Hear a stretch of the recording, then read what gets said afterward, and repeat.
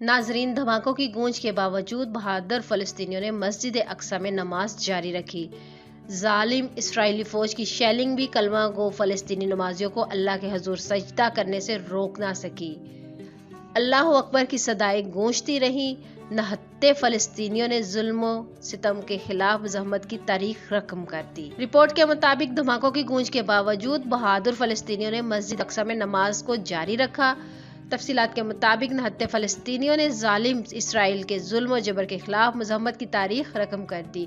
मस्जिद अक्सा में हथियारों से जुल्म इसराइली फौज के हमले के बावजूद नहत्ते फलस्तीनियों ने भरपूर मुकाबला करके इसराइली जालिम पर खामोशी इख्तियार करने वाले आलमी रहनुमाओं के मुंह पर जन्नाटेदार थप्पड़ रसीद। जालिम इसराइली फौज की शेलिंग भी कलमा को फलस्तीनी नमाजियों को अल्लाह के हजूर सजदा करने से रोक ना सकी और किबले अवल में अल्लाह अकबर की सदाएं गूंजती रहीं। वाज़िया रहे कि मस्जिद अक्सा में जुम्मतुल विदा के मौका पर नमाजियों को मस्जिद में दाखिल होने से रोकने के लिए इसराइली फौज ने ताकत का इस्तेमाल किया, जिसके नतीजे में 200 से ज़ायद नमाजी जख्मी हो गए।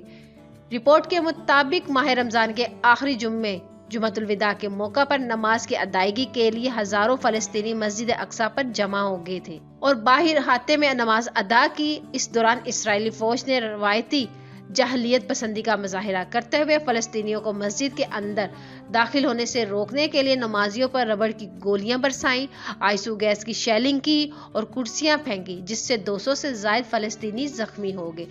तशद्दुद का सामना करने वाले नहत्ते फलस्तीनियों ने इसराइली फौज को जूते मारे और कुर्सियां फेंकी और इस भीड़ में 200 से ज्यादा फलस्तीनी जख्मी हो गए। 12 से ज्यादा जख्मियों की हालत तशवीशनाक है, जिसके बायस हलाकतों का खदशा जाहिर किया जा रहा है। फलस्तीनी तंजीमों का कहना था कि इसराइली फौज ने इबादत की अदायगी के बुनियादी हकूक की संगीन पामाली की और नहत्ते नमाजियों को तशद्दुद का निशाना बनाया। इसराइली फौज की इस जुल्म सितम पर पाकिस्तान की जानिब से शदीद रद्द-ए-अमल दिया गया है। तर्जुमाने दफ्तर खारजा जाहिद हफीज ने कहा है कि इसराइली फौज ने मस्जिद अक्सा में मासूम नमाजियों पर हमला किया।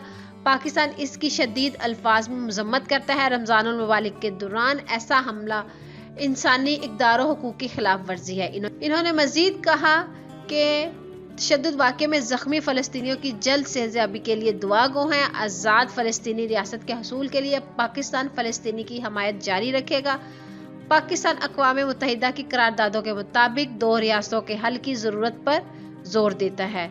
आलमी बरादरी फ़लस्तीनी अवाम के तहफ़्फ़ुज़ के लिए फ़ौरी इक़दाम उठाएं, जबकि खित्ते में पायदार अमन के लिए 1967 से पहले की सरहदों पोजीशन पर जाना होगा। तो नाजरीन, इस वीडियो को लेकर आपकी क्या राय है? अपनी कीमती राय का इज़हार नीचे कमेंट्स बॉक्स में ज़रूर करिएगा। वीडियो अच्छी लगे तो इसको लाइक कर दें, शेयर कर दें और चैनल को सब्सक्राइब कर दें ताकि लेटेस्ट अपडेट सबसे पहले आप लोगों तक पहुँच सके।